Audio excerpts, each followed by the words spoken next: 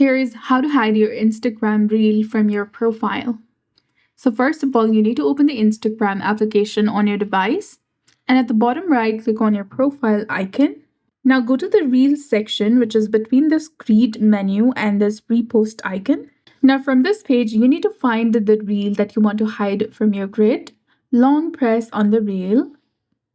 From the menu that appears, tap on Remove from Main Grid option and you'll be done. Your reel will now be hidden from the main grid. Another thing you can do is you can go to the reel that you want to remove, then tap on the three dots in the top right corner. And here you'll also get the option of Remove from Main Grid, which is between Turn Off Reuse and Pin to your Main Grid option. And it will be instantly hidden from your grid. So that's it. I hope you found this video helpful. If you did, please like, share, and subscribe. Thanks for watching. We'll see you again in the next one.